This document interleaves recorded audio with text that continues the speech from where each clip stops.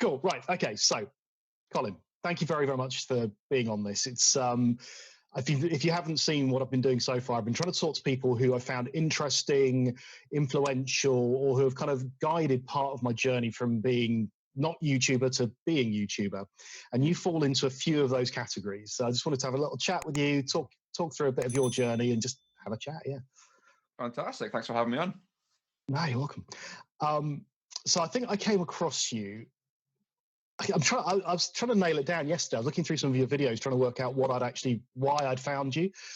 And I'm pretty sure it was to do possibly with phasing, possibly. Okay. And understanding how phase works. Might have been kill switches, one of the two. But the reason those are popular videos, so yeah. yeah, it might well have been. And I was trying to install a kill switch not long ago, which I messed the earthing up and ended up giving it to a guitar school nearby. Just get rid. Yeah. It was the kill switch was cheap, so every time I hit it, it was like you had to really ram the switch in. It's like, no, this is pointless. But the really interesting thing about your channel is that, unlike kind of a lot of guys like myself who kind of just review stuff and put stuff out there, you really go into it. You've got sort of a real kind of scientific and engineering kind of background into it. So, or electrical engineering. So what I wanted to do, start with, kind of ask how you got into YouTube from what is obviously a very different background, I'm guessing. Absolutely. Yeah, you'll find a lot of the guys who do the YouTube, they've done some sort of education in music, whereas I didn't do that. Although, I learned piano and flute as a child. Guitar wasn't a thing I did, and music wasn't a subject I pursued. I went into physics. I got a master's degree in physics from Strathclyde University, specialised in laser plasma interactions.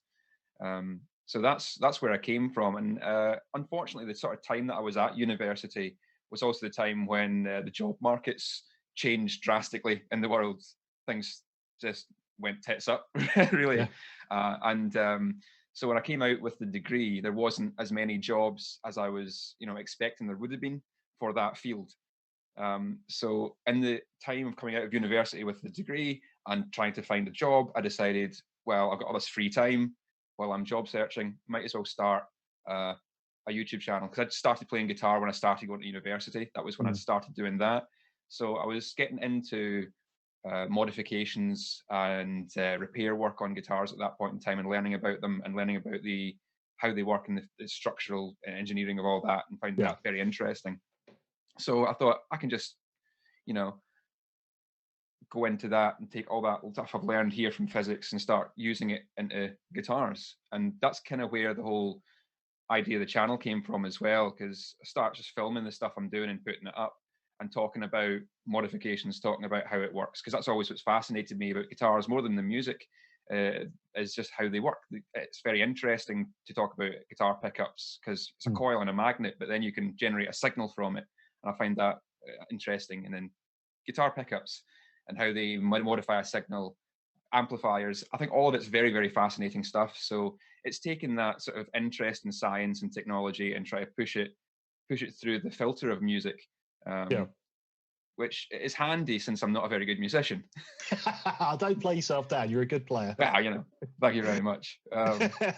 But yeah, no, it's a case of use the brains that I have to try and supplement the interests that I love.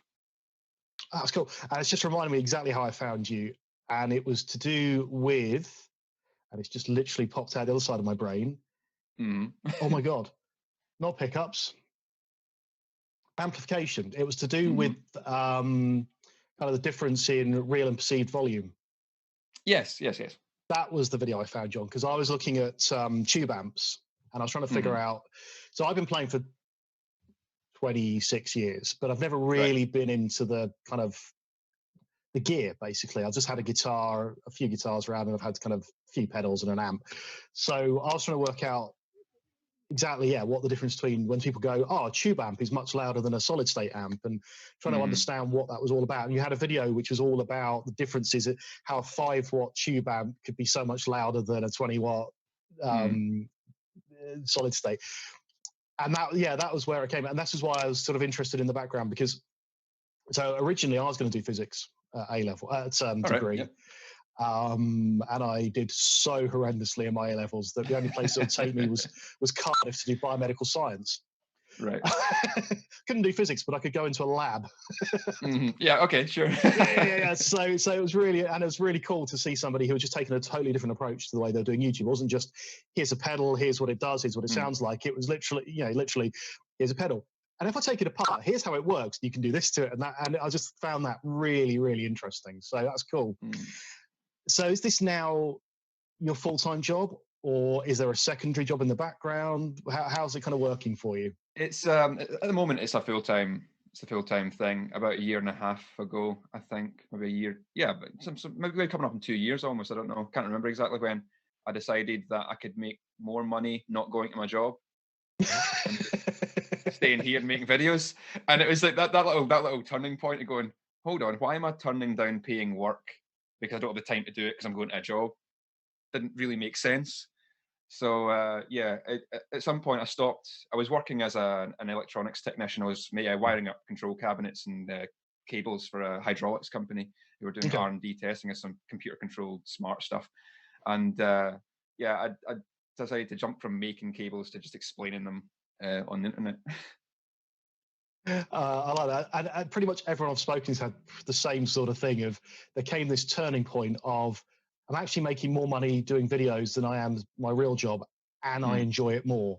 So yeah, that's quite a common thread I've noticed through the guys I've spoken to, which is cool. Which I think gives hope to people who want to do this if they're going to take it seriously. That there is a point where you can kind of say it's not as big a risk to jump ship now. Yeah. Yeah, because you often think, quitting your job to pursue your dream is a big risk, and certainly it still was that. There was still that apprehension of taking that leap because you don't know how it's going to go, and especially with YouTube, because all they need to do is change one thing with their algorithm, and then suddenly you're not getting the views you were getting, you're not making the money you were making. So it's a very risky thing. You need to make sure you've got plenty of eggs in other baskets. But knowing that, hey, I can make money from doing gear reviews or pulling it in from ad revenue or, from Patreon or from all these other revenue streams, knowing that that's there and you can walk away and you're not losing money, that's a huge weight off. Yeah. Because, I mean, obviously, I've spoken about this in other videos, but the way the whole review part of the industry works is quite weird, and the way kind of people get gear and it's given or lent or begged, borrowed and stolen or bought and resold. It's not, especially at the beginning, you aren't just given stuff. You have to go out and buy it. And you've got to try and make sure that buying stuff doesn't then mean you are completely in a hole financially.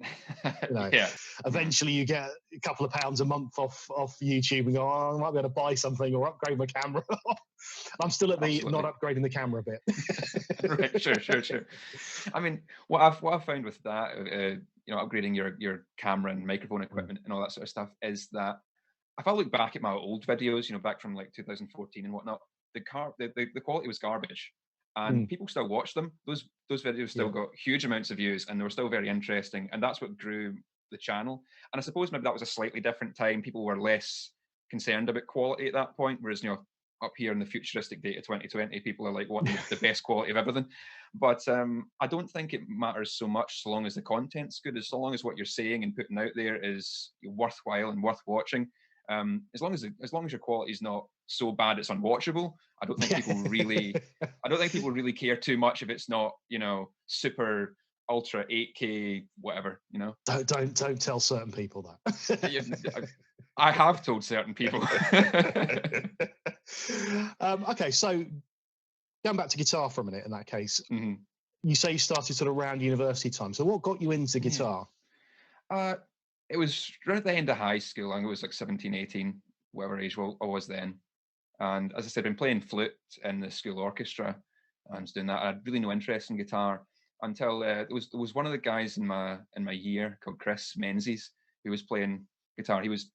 He could play, and that was the first time I'd looked at someone playing guitar and went, "Damn, that's cool. I kind of want to be you." So he was a little catalyst that got me involved in it, and I started. My mother was a music teacher, so she has classical nylon string guitars in the house, And I was at that point, I was like, can I borrow one of those? Can I learn on that? So she let me do that and played the strings out on those. When I went to university, that's when I bought my first electric guitar off a guy at university, like a second-hand thing. And it just ramped up from there. Very cool. And did you get a chance to play in bands and that kind of stuff? Or has it always been...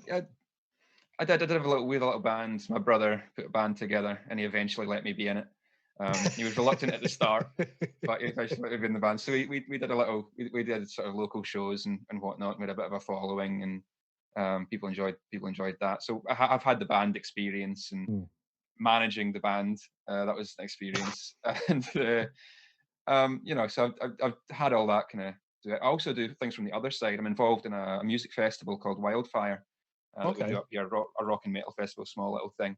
So I'm involved in the back end of that with part of the organising and doing sort of the posters and the social media for that. So I get to deal with bands on the ground on the day and make sure they're in the right place at the right time and facilitating all that. So it's working with bands is stressful.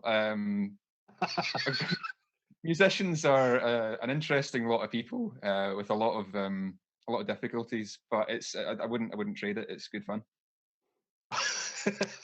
I like that. Interesting people with a lot of difficulties. Yeah. yeah. And are you the guy at the front? Occasionally, you have to stand there going 1, 1, 2, 1, 1, 2. Fortunately, I've never had to do any sound checks or anything like that. Although I will be the day before, setting up, plugging in all the cables, and making sure the amplifiers work out. Yeah, I'll be doing. There's a lot of hands on because it's such a small thing. There's not a crew. There's just a few of us who just hire in backline and set it up and make sure it's working. That's cool. I like that. That's a really good thing to be involved with. And I think live music. Now I've not experienced a great deal of live music. I've kind of been to a few things in the last 10 years maybe with my wife. Right. And that was really when I started out. When I was younger, I hadn't really got involved in music at all, and really regret not doing it. I think a lot of people should either go out and play or they should go out and watch live bands a lot more than we do. Well, obviously not now. I'm not allowed out of the house now, but sure. Once we can. Video. If we ever get back out the house, that's the case. It might be this forever, and then the video never dates. Well, yeah. I mean, you're a bit further north than me, and I think you're definitely never getting out of the house again. We'll be allowed out, whatever. Oh yeah. I mean, you can go. I mean, we can buy cars from next week apparently, and was it cars and something else we're allowed to do from next week? It's the most pointless things that you're allowed to go out and do. Go to Primark soon as well. That'd be good. Fantastic. Yeah, I'm not going to get political here. No, that'd be very dangerous if I did. Yeah, no, absolutely. Yeah, two divided borders. So back to guitars again in that case. What's your favourite guitar? What's your sort of best one you've got hold of? Sure. Favorite's a kind of difficult word for me because I've never had a favorite of anything. So I've never been able to nail down like this is the one thing that I love above all others. It's very situational. Which one's your favorite? I guess which one's best for whatever situation. But I guess if we're going to nail them down, of all the guitars that I've got right now, probably the one that you would probably classify as a favorite is the Flying V, which I've got right here. Oh, nice. Yeah, so this is a Gibson Flying V from 2001. It was one of the Gothic lines. I got a whole video series on it, and I did a lot of work to it. So all the gold parts and the brass parts that are on that are additions that I've made. The pickguard and all the parts, they're all actually laser etched with or acid etched, whatever it is, with different symbols, and it's very personal.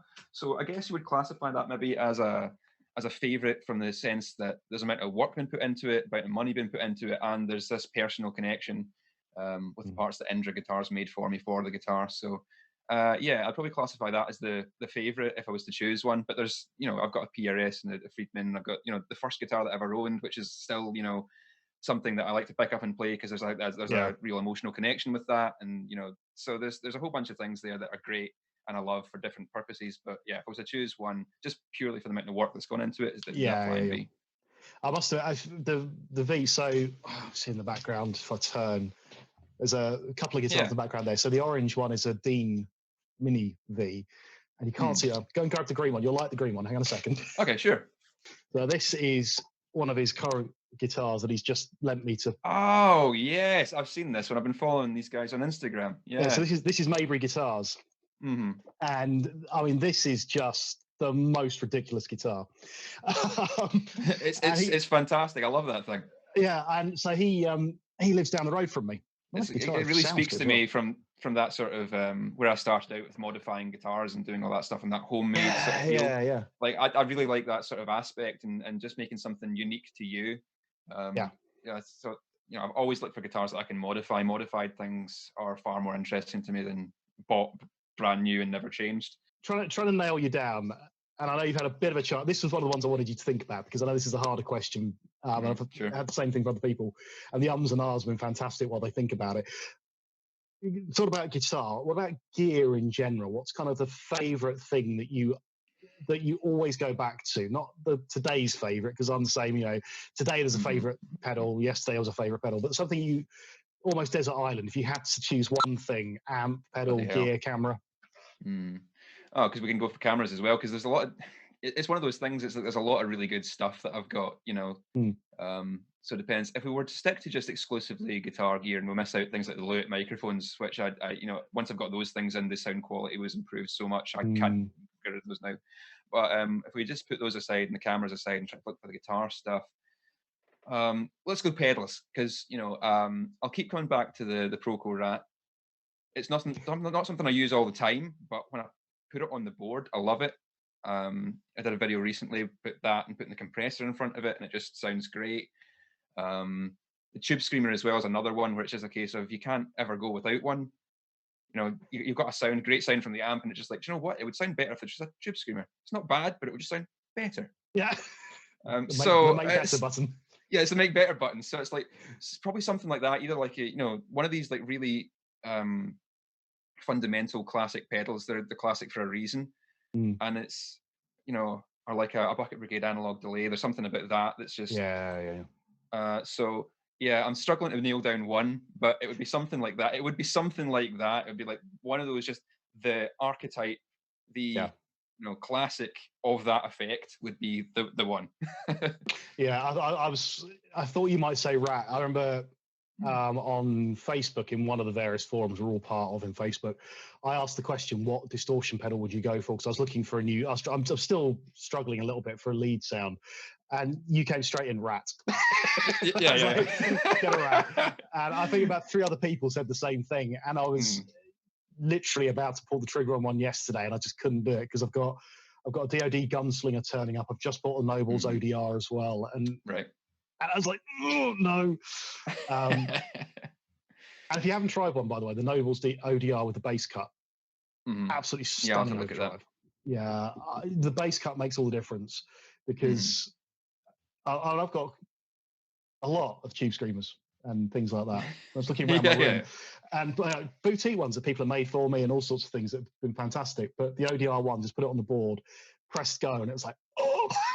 And there's no point on the tone sweep that doesn't sound great in some respects. It's like, oh, this is nice. I like this. Yeah, it's like I had a Bad Monkey for a while and sold it on, and it's kind of like that one. It's a Tube Screamer, but it does a couple of extra things that just made it a bit different. And I'm kind of like, I should have kept that because they don't make that any longer. So yeah, I probably shouldn't have got rid of that one. Actually, that brings me to another question, which is probably quite a good question.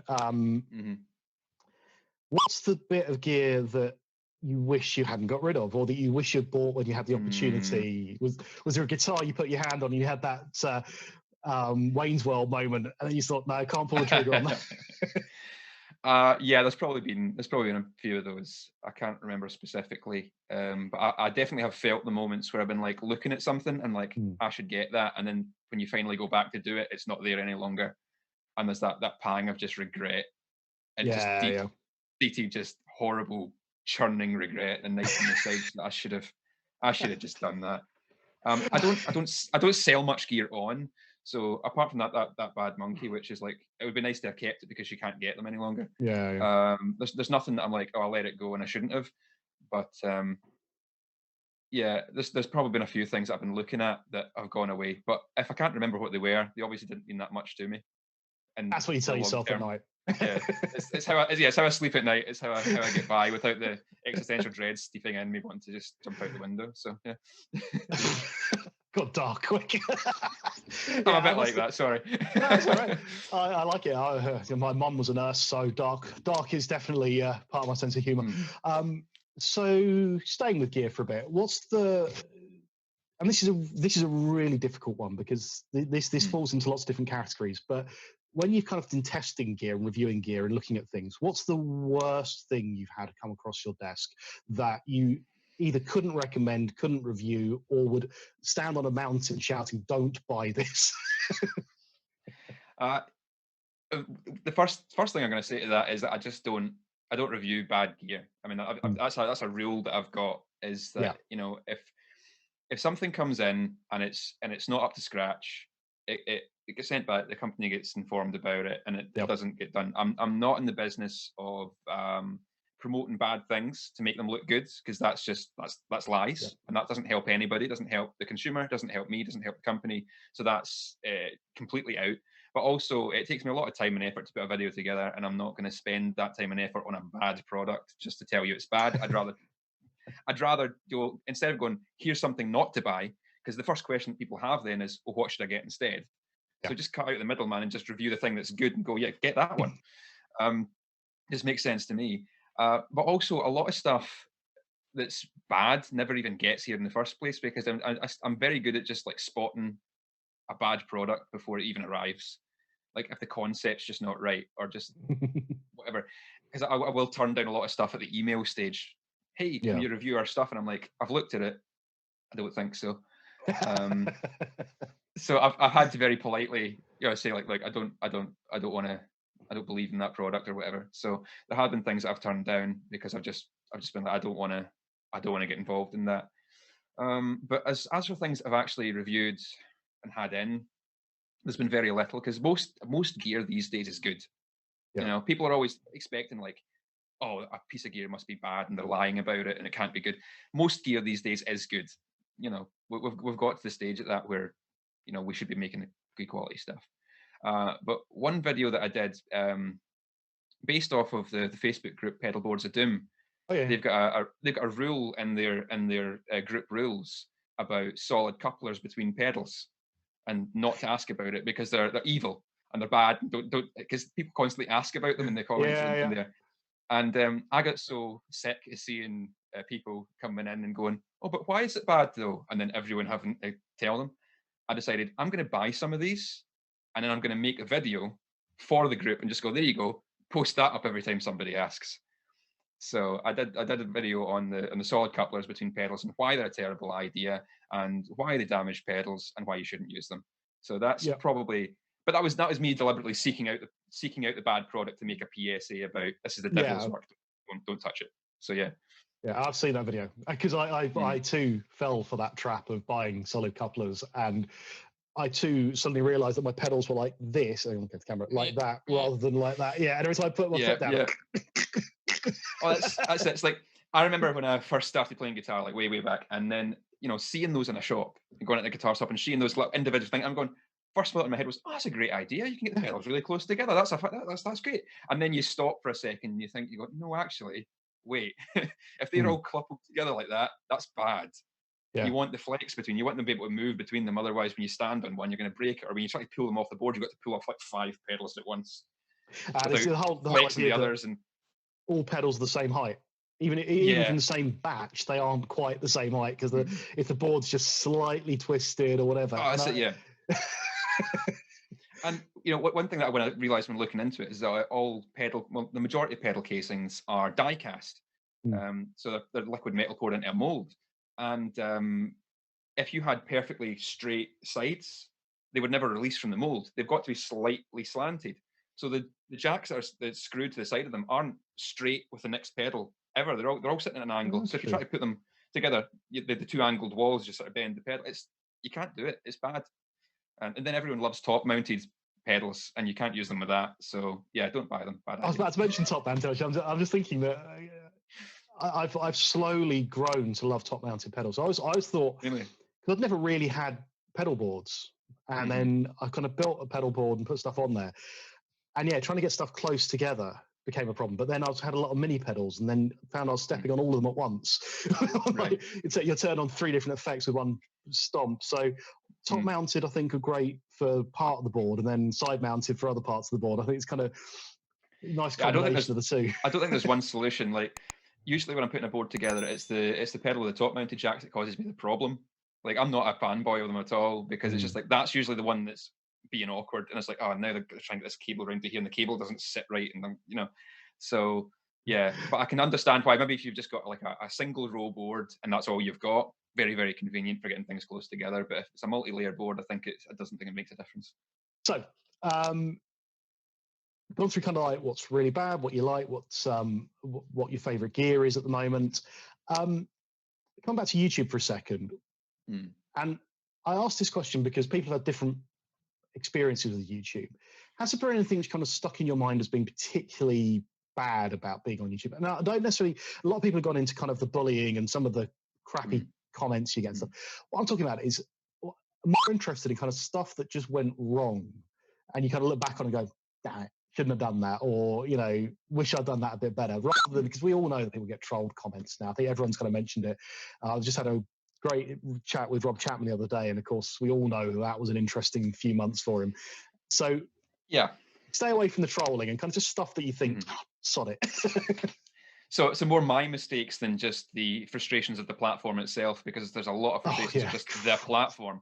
And we're going to change the algorithm so you don't get seen anymore. Oh, cool, thanks. Yeah, exactly. Yeah. You know, it's been kicking me in the teeth for months, because they changed something, and now my videos are no longer getting put in front of the same people that were getting put in front of before. So it's an uphill struggle trying to like try to re-access my own audience again. It's like, come on, let my people see the videos. It's frustrating. What's the most recent one? The big change was the children protection stuff, which is fantastic. But it does mean that you have to really think about what you're doing. And I've now had to just basically say, no, my videos aren't for kids, just in case. Yeah. It's almost like a blanket approach. And it's not for kids, but it's just that blanket approach of I can't do that. But it changed so much of the landscape for people's videos, especially ones who are making a lot of money off it. You know, my kids watch all kinds of weird stuff that, they all got this huge dip suddenly because they had to think about what they were, are we publishing for children? Well, yes, we have to, but then we can't say certain things.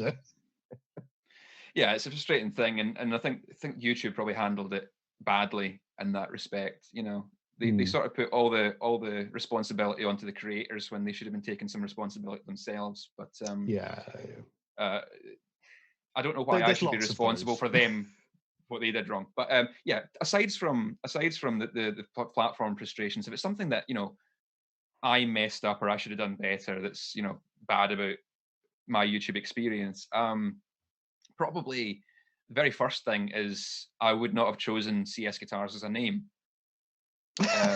It's a terrible, terrible name. When I started with it, everyone had a CSGuitars tag, because CS could stand for custom shop. So Fender would have a CSGuitars tag on all their stuff, and this guitar company would have so it's like, I remember, like, you know, Googling CSGuitars right at the start of it when I'd done that and gone, I'm never going to get seen amongst all of this. But to my credit, if you look on Google now, type in CSGuitars, it's only me. So I managed to push everyone else right the way down, which is unfortunate for the other guys who had already had that name and were using under that name. I've totally bullied them out of that. But what are you going to do? SEO. But I think probably that I'd have chosen a more flashy name, or I don't know, something different, because it's I sort of, at the time when I was doing the modifications and was building guitars and doing that sort of stuff, I was like choosing a brand for like a product line. Yeah. And that's where that kind of name came from. It was like a PRS, but it would be CSGuitars. That sort of like classiness of just putting the initials on it. Yeah. But when it said like here I'm talking about science on the internet, here's some videos of product reviews, it's not a great name. So yeah, if I'd realized that I'd be doing this as a job when I started and chose all this stuff, I would have chosen it differently. So you were actually going to start making guitars as well as part of this? Yeah. Well, when I started, the videos weren't to try and, they weren't what they are now. They weren't reviews or education per se. They were documentation of the modifications I was doing, or documentations of the builds I was doing. So if you Okay, go yeah, right back to, like, prior 2014, you'll see that there's a lot of, here's me making a guitar neck, here's me routing cavities for pickups. So it was more of a documentation, put it online so people could just, if they were interested in building guitars, they could see what I was doing. Yeah, so that's kind of where it started. And I've now stopped doing that because there's so many other people who do it better. So it's like, it's kind of that way. It's like, it's not a skill set I had. Woodworking was never a skill set I had. I was learning woodworking by building guitars. Mm. So the very first guitars I built are garbage because they're a mess. They work, they function, they sound good. Like, all the important parts are in the right place, but like, if you were to look at them, you'd be like, that's a mess. And they gradually get better as they go on. When we played in the band, we all used guitars that I had made, which was a great talking point, because you'd be on stage and playing, and then after the show, people were like, "What was that guitar?" And then you could talk to them and chat to them. So it was a really great thing, getting people interested in what you're doing. Yeah. So yeah, a lot of it came from that. I've still got a bit of that in my mind. I've been winding pickups for a long, long time, and I use a lot of mono pickups in my guitars. I've swapped things out. And I kind of want to start making pickups commercially to sell, just as a small little run. I'm not going to try and compete with any of the big guys, but it'd be nice to just that's another, it's about diversifying the revenue stream yet again. It's like, you want to make yourself successful on YouTube. You can't just rely on ad revenue from videos, because that's volatile. And you can't always rely on getting money from sponsors or money from companies who are providing you equipment. It's nice to have other things that you're selling yourself. A lot of that guys do sort of lesson packs and whatnot, and I've thought about doing something a bit, more like tutorials or lecture series on guitar wiring or electronics or circuit design or things like that. That may be an interesting thing to do. But also, I kind of want to make these pickups and sell them, because that goes back to how I started out of the manufacturing modification of the instruments. And pickups are a nice little, building an entire guitar is a huge process, requires a lot of tools and work, and you either need a workshop or a garden to work in, and I've got neither. Have an upstairs apartment, so I don't have room for all of that. But a little pickup winder and some wire. Yeah, a pickup winder wire. Yeah, I can do that in the bedroom. You know what I mean? So it's not a problem. Yeah, I'll be interested. I find pickups fascinating, because you can go from. I've always been a bit of a snob around pickups. Sorry, I know a bit of slight sidetrack here, but I've always been a bit of a snob, and then realised that it's just a magnet and wire. And there are different ways of approaching the magnet and the wire, and there are different magnets and wires. But actually, the P90 that I use in my sort of main guitar is a cheap OEM one that cost about 20 quid off eBay or something. And it sounds just as good as much more expensive ones. So I think now that I've learned more and understand more about it, I can see why that might be the case. Now, there are certain things that aren't quite as good. It's a bit noisier maybe, and probably not got quite as good a quality on the copper wire and everything, or the gauge on the wire even. But it's those things that make a difference to how the pickup sounds. And the pickup is the voice of the guitar. And I think it doesn't get much more sort of essential to the guitar than the pickup. So, and being a guy who seems to understand about this stuff, I would definitely be interested in seeing some pickups from you. Well, that's it, because I'm looking at I don't know how much other pickup manufacturers know about. I'm assuming they know a lot. I'm assuming if you do, but you can, but it's not like you need to know to make a pickup. No. It's not like you need to know all the physics of the situation to manufacture one of these. You can just get a coil winder and some wire and just wind it onto the bobbin any which way you want, slap a magnet on it, and it's done. That's the way Gibson and Fender made their pickups right at the start. It was just a case of wind it to whatever value you want, slap any old magnet on it, as long as it's magnetic and it passes a signal, put it in the guitar and go out. And that's why the early pickups from Gibson were all over the shop. You get some of them that are great and some of them are garbage, because there was no quality control. They didn't mind. And it's only, as the science is, I say the science, and the science was known when they were manufacturing it, they just didn't bother to look at it. But the industry has exactly. The industry has like adapted things, things that Seymour Duncan's done or Damasio's done, all these adaptions that they've made and thought about, and they've looked really in depth into the science of it. So they managed to perfect certain things. So there's definitely ways you can make a pickup better if you know what you're doing. And sort of, I think I'm at the stage where I can make pickups sound really, really good in a way that people wouldn't necessarily expect. But at the end of the day, it's the simplest thing in the world. And if you do want to just throw some coil onto a bob and put a magnet on it and slam it in a guitar, it's probably still going to sound good. There's very little, there's very little you can go wrong with that. It's only if you want to dial in a specific sound, you really need to know exactly what you're doing to achieve the result. Oh, I look forward to seeing those hitting the market soon. Yeah. So do I.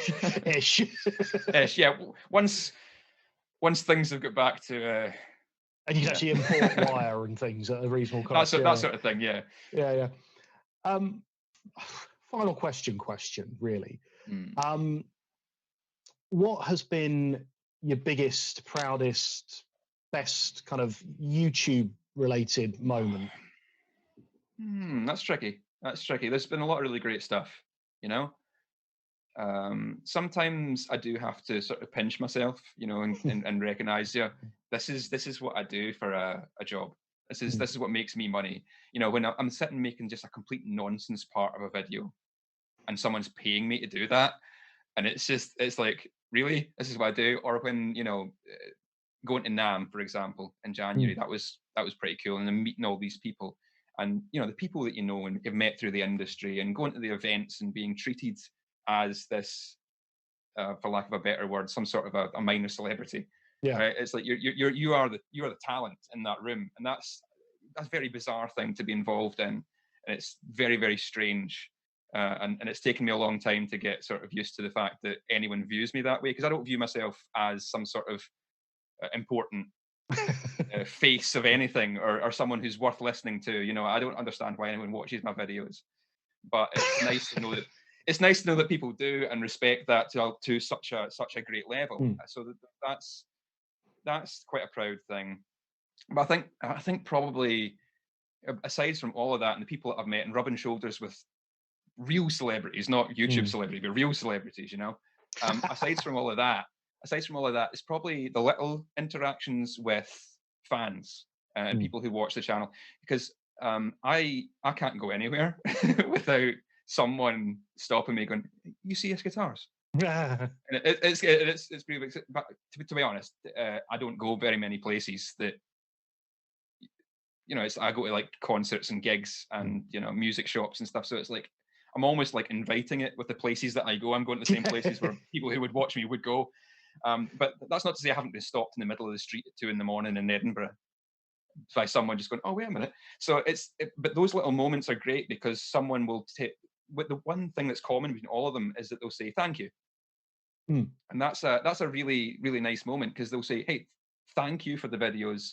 They've really helped me a lot. They've helped me improve my sound. They've helped me help my understanding of the equipment. My band now sounds better. We recorded an album based on your advice." And all of them will say thank you in some way or another. And I think that's probably my proudest moment, is the case of, you know, when I was back at university and studying physics, and I always had that mindset that I'm going to be this scientist who discovers something that changes the world. And that never happened. But there's that little bit of changing everybody's world a little bit through the videos. And that's a real proud moment, is the fact that I am making a difference in that small way. And that's, you know, that's heartwarming. So I think that's probably cool. the proudest. That's a great answer. Yeah. And it's true as well, because you have that ability to kind of analyze things in a way that other people don't. And I think that is really important, because it just helps. I said it's helped me understand things that I hadn't even thought about with sound. Right, sure. Sorry, headphones are in the wrong way around. I keep falling out. I'm talking about sound, and my headphones are in the wrong ears. And they're angled so they slip. But yeah, it's kind of made me approach some of the ways that I do things with my own setup differently. And I think that's really, that is a cool moment. I think that's, and as you say, to feel that whilst you may not be changing everyone's world, you are changing some people's world in a way that brings them joy. I think it's a really big thing. Well, that's a very cool answer. I like that. Yeah. It's one of those things. Everyone's got to find the thing that they're good at and make the best difference they can in the world.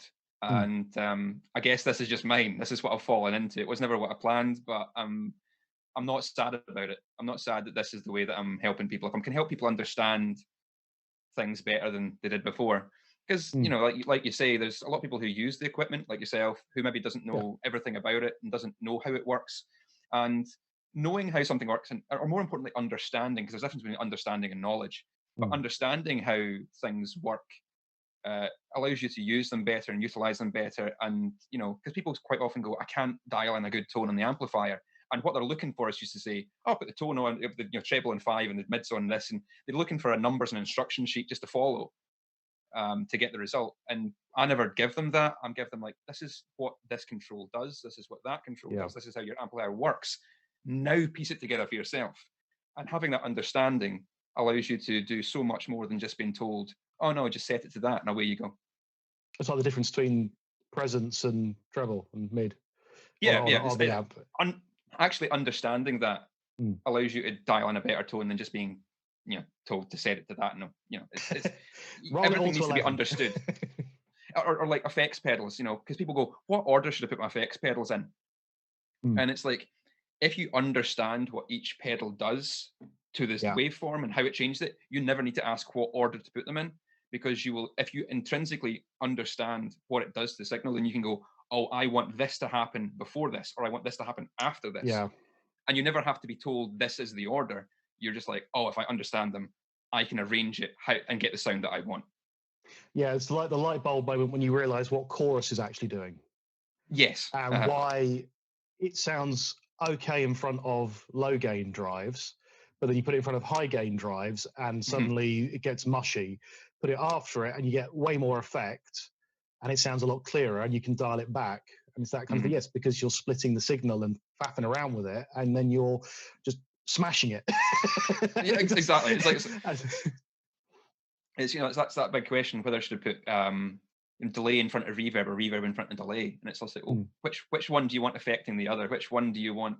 It's the same with the chorus and the distortion. It's a case of do you want to split a distortion signal and merge it, or do you want to split a signal and then distort the whole lot of it? It's like think about what's going on, and then you can get your answer, and you don't ever have to ask. So I had a great pedal made for me that I have sold on, but I was using for a while, which did the split and reblend the signal. Because I'd seen a lot of people with overdrives that have the clean blend in it. Yeah. And hadn't occurred to me when I was talking to the guy about building it that you need to invert the phase of one of the two signals, because otherwise it just cancels itself out. But it was that sort of the difficulty of, if you do that, not all pedals will work very well. Like a tube screamer into it will sound terrible. So the tube screamer has to be, and you start looking at it, you start understanding that process of why did that sound bad? What was happening to the signal that makes it sound bad if you put it in this place and that place? And it's also made me realize there's no right or wrong answer to that. When someone says to you, what order does the pedal go in? You go, well, it has to go chorus here, it has to go compressor here. The only hard and fast rule I've really seen is range master at the front. Even if you've got a pickup simulator and just put it at the front and have done with it, that's all. It's the make better button. Just put it at the front, you'll be fine. Don't switch it off. Yeah, absolutely. I mean, there's certainly, because I've done videos on like the order of pedals before, because people ask for it, and there's certainly like a logical.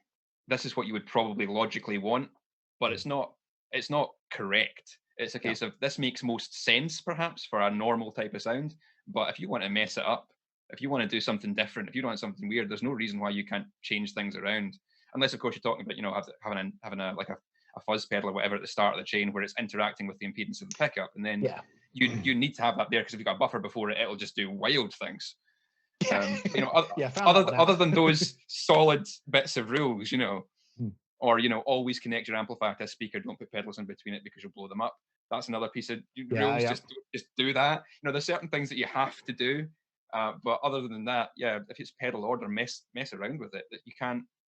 People are always worried they will damage things as well. Can I damage my pedals if I put the distortion after the whatever? It's like, no. Just don't put 18 volts into it if it's not meant to have 18 volts. Yeah, exactly. Don't power it with the wrong voltage and you'll be fine. Yeah. Yeah, something else I found. Oh, really? You were one of those? Years and years ago. I'll give it more headroom.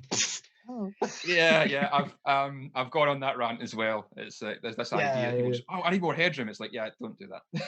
No. It was a cheap pedal, and it was a long time ago. I was young and needed the money. Actually, out of curiosity, thinking about pedal boards, and this isn't predefined question by any stretch of the imagination. What's on your pedal board at the moment, if you have such a thing these days? Let me look at it. I'll tell you. Yeah, I've got a board down here that's sort of it's sort of what I would gig with if I was gigging, which I'm not. But at the minute, we're going through Peterson's Strobostomp tuner, which is the best tuner on the market. Cool.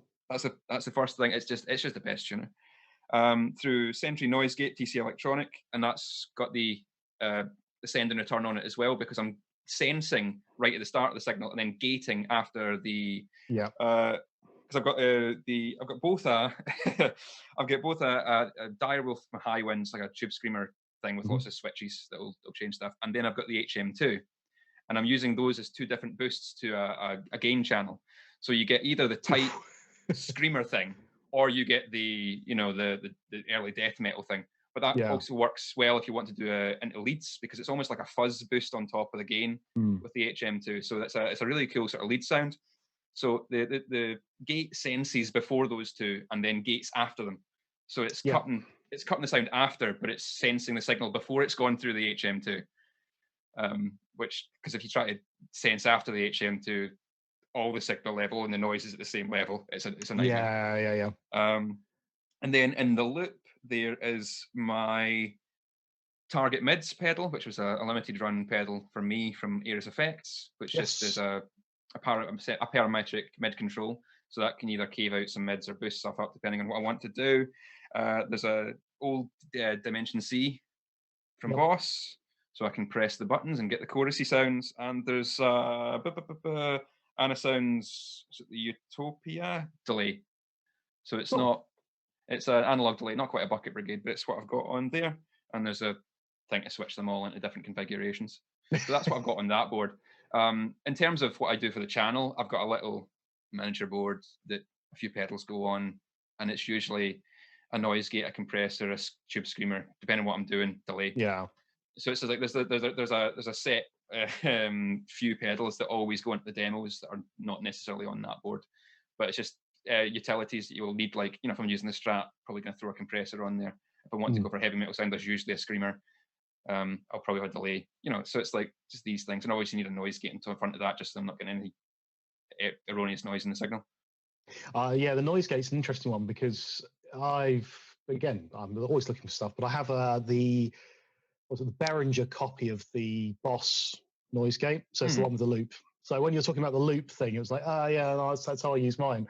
But I've been looking at the TC Sentry, because the problem with the Boss style noise gate is it's a bit all or nothing, even if you've got it set up properly.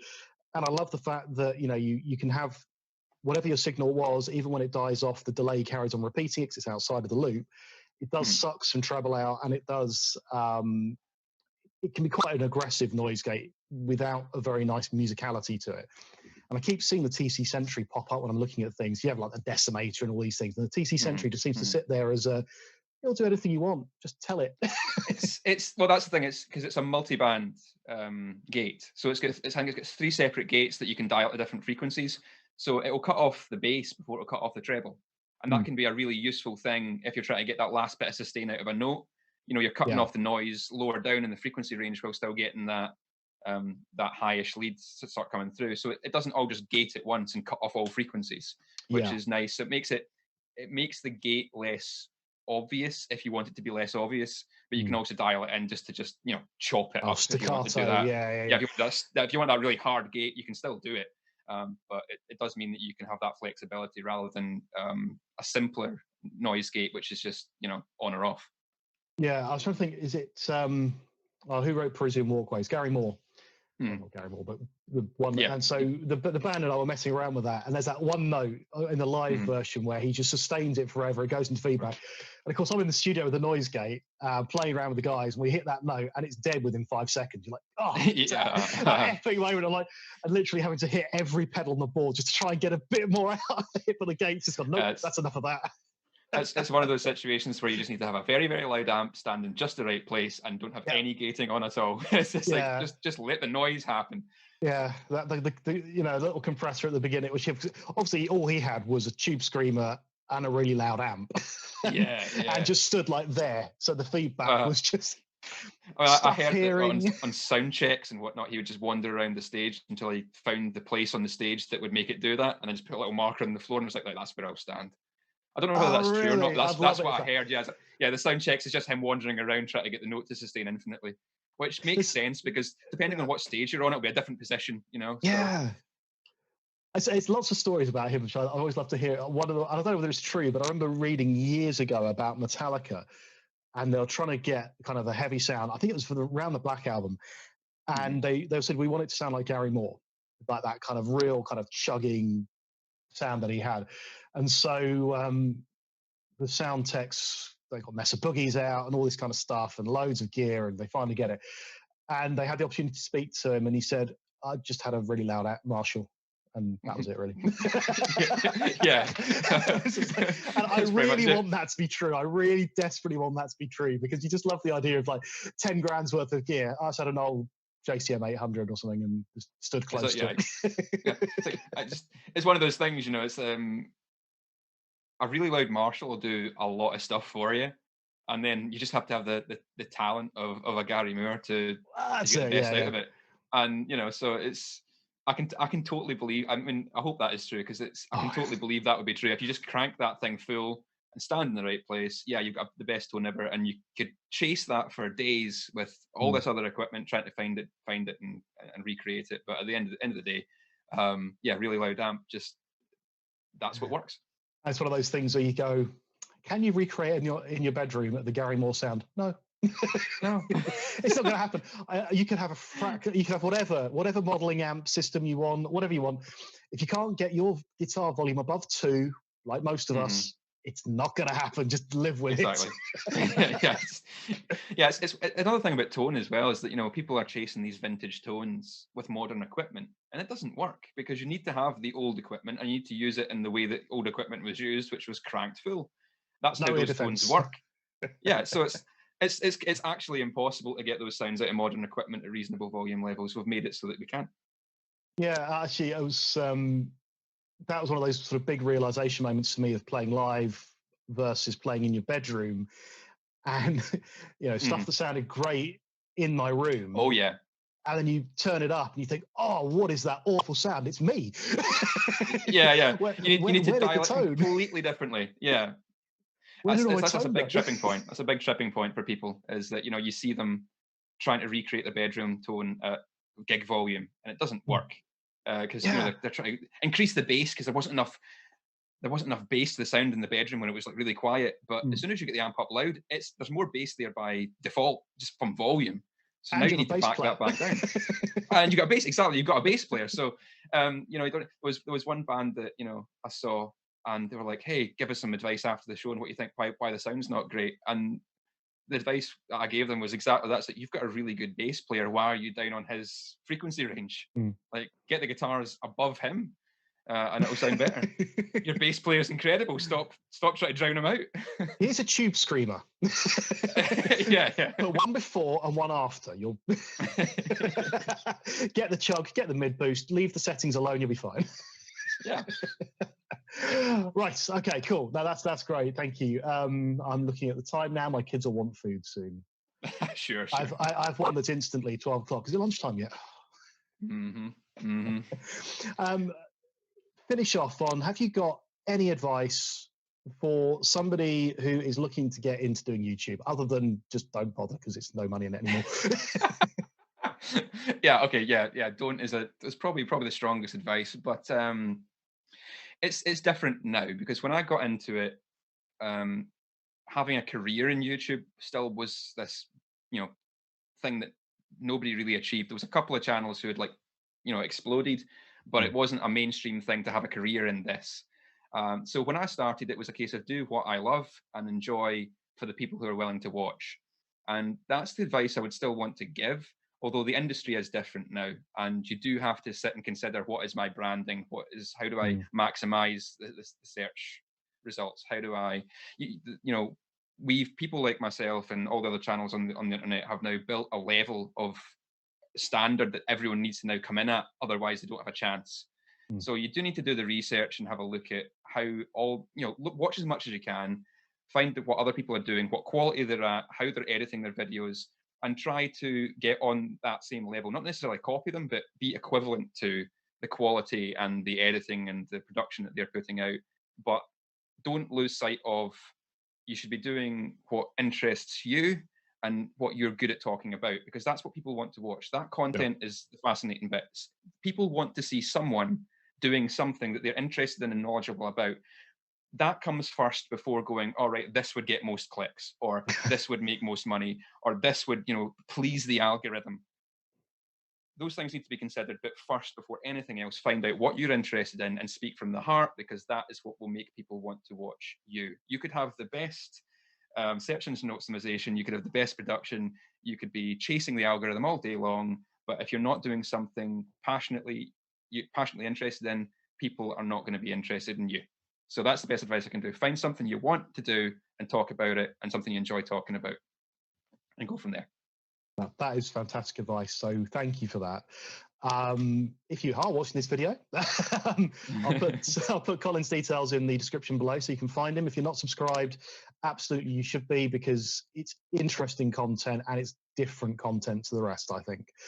Definitely worth watching if you have even the slightest interest in understanding what it is you're doing when you pick up a guitar. So absolutely, yeah. No, cool. Thank you. Thank you very much.